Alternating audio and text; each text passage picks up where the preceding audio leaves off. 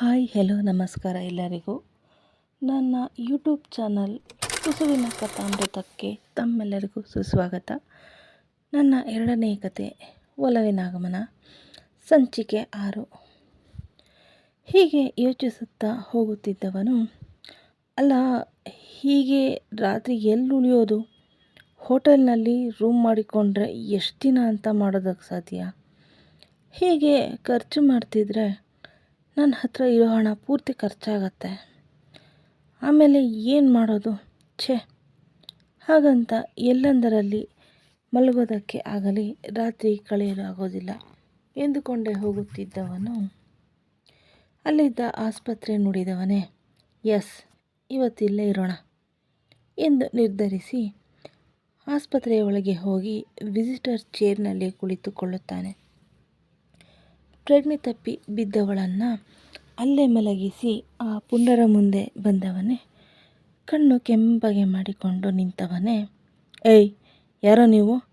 ಯಾಕೆ ಆ ಹುಡುಗಿಗೆ ತೊಂದರೆ ಕೊಡ್ತಿದ್ದೀರಾ ಎಂದು ಅಬ್ಬರಿಸಿದಾಗ ಅವರಿಗೆ ಭಯ ಆದರೂ ಅವನೇನು ಮಾಡೋದಿಲ್ಲ ಅಂತ ಅನಿಸಿ, ನೋಡೋ, ಮೊದಲು ಅವಳನ್ನು ನಾವು ಅನುಭವಿಸ್ತೀವಿ, ಆಮೇಲೆ ಬೇಕಿದ್ರೆ ನಿನಗೂ ಒಂದು ಚಾನ್ಸ್ ಕೊಡೋಣ ಎಂದಿದ್ದೆ ಅವನ ಮುಖಕ್ಕೆ ಪಂಚ್ ಮಾಡಿದವನೇ, ಹುಡುಗಿರು ಅಂದರೆ ನಿಮಗೆಲ್ಲ ಆಟೋದ ವಸ್ತು ಮಾಡ್ಕೊಂಡಿದ್ದೀರಾ ಎಂದವನೇ ಅವರನ್ನು ಸರಿಯಾಗಿ ಬಾರಿಸಿದವನೇ.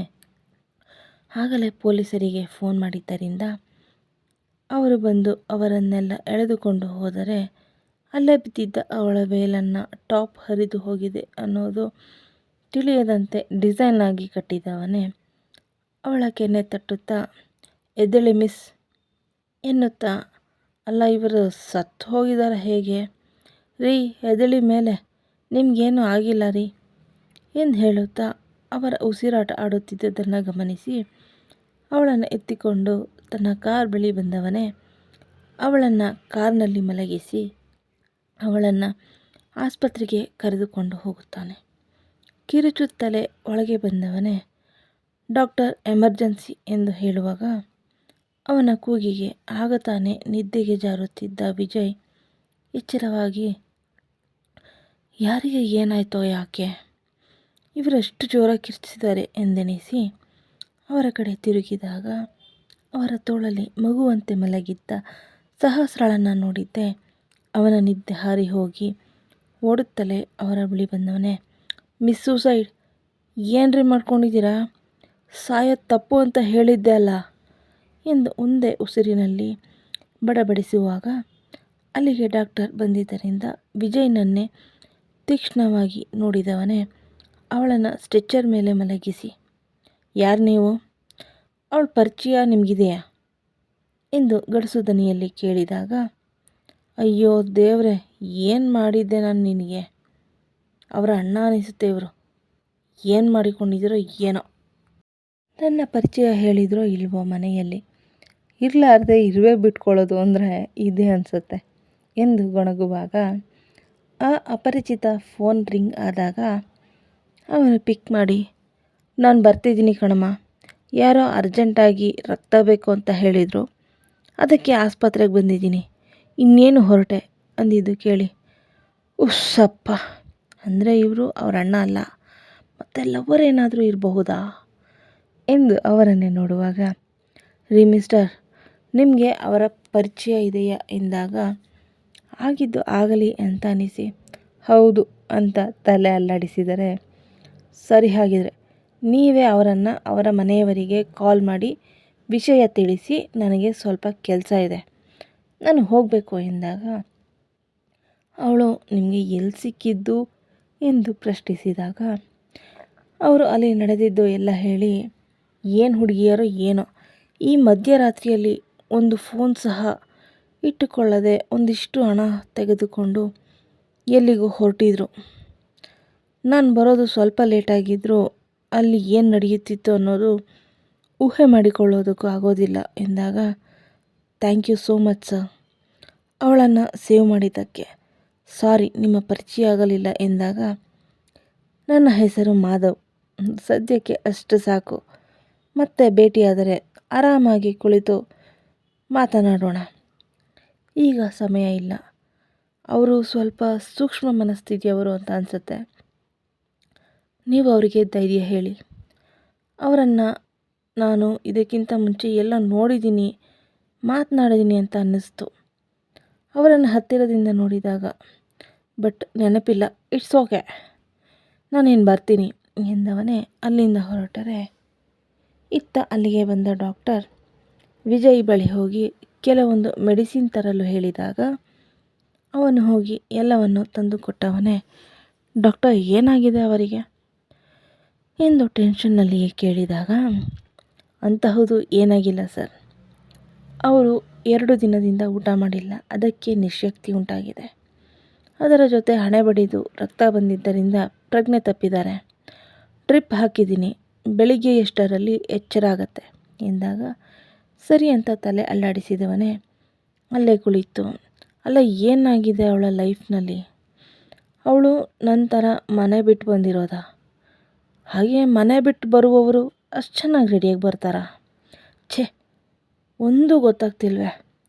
ಅವರನ್ನೇ ಕೇಳೋಣ ಅಂದರೆ ಅವರು ಯಾಕೆ ನನಗೆ ಸತ್ಯ ಹೇಳ್ತಾರೆ?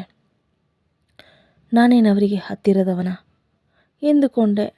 ಹಾಗೆ ಚೇರಿಗೆ ಒರಗಿದವನೇ, ರೀ ಮಿಸ್ ಸೂಸೈಡ್, ನೀವು ನಂತರನೇ ಮನೆ ಬಿಟ್ಟು ಹೊರಗೆ ಬಂದಿದ್ದು ಅಂದರೆ ನಾವಿಬ್ಬರು ಒಟ್ಟಿಗೆ ಇರೋಣ. ಆಗ ನನಗೆ ನೀವು ಸೇಫ್ಟಿ ಆದರೆ ನಾನೇ ನಿಮ್ಮ ಬಾಡಿಗಾರ್ಡ್ ಆಗ್ತೀನಿ ಎಂದು ಮನದಲ್ಲೇ ನಿರ್ಧರಿಸುತ್ತಾನೆ. ಇತ್ತ ಪಬ್ಬೊಂದರಲ್ಲಿ ಕುಣಿಯುತ್ತಾ ತನ್ನ ಗೆಲುವನ್ನು ಸಂಭ್ರಮಿಸುತ್ತಾ ಇದ್ದವಳು, ನನಗಂತೂ ತುಂಬಾ ಖುಷಿ ಆಗ್ತಿದೆ. ಅಟ್ ಲಾಸ್ಟ್ ನನಗೆ ನಾನು ಇಷ್ಟಪಟ್ಟಿದ್ದು ಸಿಕ್ಕಿದೆ. ಏಯ್, ಇನ್ನು 1 ತಿಂಗಳಲ್ಲಿ ನನ್ನ ಫೇವ್ರೆಟ್ ಕಾಲೇಜ್ ಸ್ಟೂಡೆಂಟ್ ನಾನು ಎಂದು ಹೇಳುತ್ತಿದ್ದವಳನ್ನು ಕಂಡು ಅವಳ ಸ್ನೇಹಿತರು, ಅಲ್ಲ ಕಣೆ, ನಿನಗೇನು ಕಮ್ಮಿ ಆಗಿದೆ ಅಂತ ಹೀಗೆ ಹೇಳ್ತಾ ಇದೆಯಾ?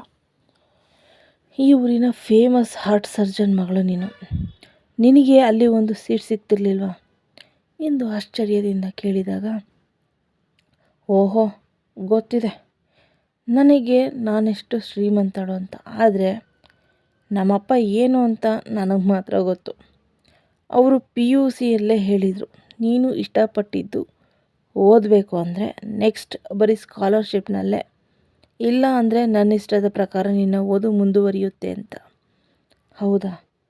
ಆದರೂ ನಿಮ್ಮಪ್ಪ ನಿನಗೆ ಇಷ್ಟೊಂದು ಕಂಡೀಷನ್ ಹಾಕ್ಬಾರ್ದಾಯಿತು ಎಂದು ಬೇಸರಗೊಂಡವರಂತೆ ಹೇಳಿದಾಗ, ಬಿಡ ಹೋಗಲಿ, ನಾನೇ ಅವರನ್ನು ಸೀರಿಯಸ್ ಆಗಿ ತೆಗೆದುಕೊಂಡಿಲ್ಲ, ಇನ್ನು ನೀವ್ಯಾಕೆ ಅಷ್ಟೊಂದು ಬೇಜಾರು ಮಾಡ್ಕೊಂಡಿದ್ದೀರಾ? ಅವರಿಲ್ಲ ಅಂದರೆ ಏನಾಯಿತು, ನನಗೆ ನನ್ನ ದೊಡ್ಡಪ್ಪ ಮತ್ತು ಅಮ್ಮನ ಸಪೋರ್ಟ್ ಇದೆ. ಅವರಿಬ್ಬರು ನನ್ನ ಜೊತೆ ಇರೋವರೆಗೂ ನಾನು ಯಾವುದಕ್ಕೂ ಯೋಚನೆ ಮಾಡಬೇಕಾಗಿಲ್ಲ. ಈಗಲೂ ಅಷ್ಟೇ ದೊಡ್ಡಪ್ಪನೇ ಹಣ ಕೊಟ್ಟು ನಿಮಗೆ ಪಾರ್ಟಿ ಕೊಡಿಸಿ ಎಂಜಾಯ್ ಮಾಡು ಅಂತ ಹೇಳಿದ್ದು. ಜಸ್ಟ್ ಚಿಯರ್ ಗರ್ಲ್ಸ್ ಎಂದು ಬಾಟಲ್ ಎತ್ತಿದಾಗ ಅವರು ಕೂಡ ಅವಳ ದನಿಗೂಡಿಸುತ್ತಾರೆ. ರಾಮ ಲಕ್ಷ್ಮಣರಂತೆ ಇರುವವರು ಇವರಿಬ್ಬರು. ಆ ಮನೆಯ ಹಿರಿಯವನು ಸುಧಾಕರ್, ವೃತ್ತಿಯಲ್ಲಿ ಜಡ್ಜಾಗಿ ಹೊರಗಡೆ ಸೀರಿಯಸ್ ಆಗಿ ಇರುವವರು, ಮನೆಯಲ್ಲಿ ಎಲ್ಲರ ಜೊತೆ ನಗುತ್ತಾ ಇರುವವರು, ಮತ್ತು ಅವರ ಹೆಂಡತಿ ಭಾಮ, ಆ ಮನೆಯ ಲಕ್ಷ್ಮಿ. ಅವರಿಗೆ ಮನೆಯೇ ಪ್ರಪಂಚ. ಮನೆಯವರಿಗಾಗಿ ಏನು ಬೇಕಾದರೂ ಮಾಡಲು ಅವರು ತಯಾರು. ಇವರಿಗೆ 2 ಮಕ್ಕಳು. ಮೊದಲನೆಯವನು ಸೃಜನ್ ಮತ್ತು 2ನೇಯವಳು ದೀಪಿಕಾ. ಇನ್ನು ಇವರ ತಮ್ಮ ಹರೀಶ್, ವೃತ್ತಿಯಲ್ಲಿ ವೈದ್ಯ, ಮತ್ತು ಅವರ ಹೆಂಡತಿ ಸುನೀತಾ. ಇವರ ಒಬ್ಬಳೇ ಮಗಳು ಹಂಸ. ಮಾರನೇ ದಿನ ಬೆಳಿಗ್ಗೆ ಎದ್ದು ಕಣ್ಣು ಬಿಟ್ಟವಳಿಗೆ ಕಂಡಿದ್ದು ತಿರುಗುತ್ತಿದ್ದ ಫ್ಯಾನ್ ಅನ್ನು ನೋಡಿದವಳಿಗೆ, ನಾನು ಎಲ್ಲಿದ್ದೀನಿ, ಅವರು ನನ್ನ ಕಿಡ್ನಾಪೇರೆ ಮಾಡಿದಾರಾ ಎಂದು ಭಯದಿಂದಲೇ ಸುತ್ತ ನೋಡಿದಾಗ ಅಲ್ಲೇ ಕಣ್ಣು ಮುಚ್ಚಿ ಮಲಗಿದ್ದ ವಿಜಯ್ನನ್ನು ನೋಡಿದ್ದೆ. ನೆಮ್ಮದಿಯ ನಿಟ್ಟುಸಿರು ಬಿಟ್ಟವಳೆ. ಅಬ್ಬಾ ಸತ್ಯ, ನನಗೆ ಆ ಪುಂಡರಿಂದ ಯಾವ ತೊಂದರೆ ಕೂಡ ಆಗಿಲ್ಲ. ನೀವು ಯಾರು? ವಿಜಯ್, ನನಗೆ ನಾನು ಕಷ್ಟದಲ್ಲಿ ಇದ್ದಾಗ ನನ್ನ ಜೊತೆ ಯಾವಾಗಲೂ ನಿಂತಿದ್ದೀರಾ ಎಂದು ಧನ್ಯತಾ ಭಾವದಿಂದ ಅವನನ್ನೇ ನೋಡುವಾಗ ಅಲ್ಲಿಗೆ ಬಂದ ಡಾಕ್ಟರ್, ಮಿಸ್ ಹೇಗಿದ್ದೀರಾ ಈಗ? ಆರ್ ಯು ಫೀಲಿಂಗ್ ಬೆಟರ್ ಎಂದು ಕೇಳಿದಾಗ ಅವರ ದನಿಗೆ ಎಚ್ಚರವಾದ ವಿಜಯ್, ಡಾಕ್ಟರ್ ಅವರಿಗೆ ಯಾಕೆ ಕೇಳ್ತೀರಾ, ನೀವೇ ಇನ್ನೊಂದು ಸಲ ಅವಳನ್ನು ಚೆಕ್ ಮಾಡಿ ಎಂದಾಗ ಅವರ ಮುಖ ನೋಡಿನೇ ಹೇಳಬಹುದು ಅವರು ಈಗ ಹುಷಾರಾಗಿದ್ದಾರೆ ಅಂತ. ಮಿಸ್, ಎಷ್ಟೇ ಸಮಸ್ಯೆ ಇರಲಿ ಆ ಸಮಸ್ಯೆಗಳ ಯೋಚನೆ ಮಾಡಿ ಉಪವಾಸ ಇರೋದಕ್ಕೆ ಹೋಗಬೇಡಿ ಎಂದವರೇ. ಈಗ ಇವರನ್ನು ಡಿಸ್ಚಾರ್ಜ್ ಮಾಡ್ತೀನಿ, ಅದರ ಪೇಪರ್ ತೆಗೆದುಕೊಂಡು ಬನ್ನಿ ಎಂದಾಗ ಅವನು ಅಲ್ಲಿಂದ ಹೋದರೆ, ಡಾಕ್ಟರ್ ನನಗೇನೂ ಆಗಿಲ್ಲ ಅಲ್ವಾ ಎಂದು ಹೆದರಿಕೆಯಿಂದಲೇ ಪ್ರಶ್ನಿಸಿದಾಗ ಮುಗುಳು ನಗುತ್ತಲೇ, ನಿನಗೇನೂ ಆಗಿಲ್ಲ, ಯು ಡೋಂಟ್ ವಾರಿ ಎಂದು ಅವರಿಗೆ ಧೈರ್ಯ ಹೇಳುತ್ತಾರೆ. ಇಬ್ಬರು ಆಸ್ಪತ್ರೆಯಿಂದ ನೇರವಾಗಿ ಹೋಟೆಲ್ ಒಂದಕ್ಕೆ ಹೋದವರೇ.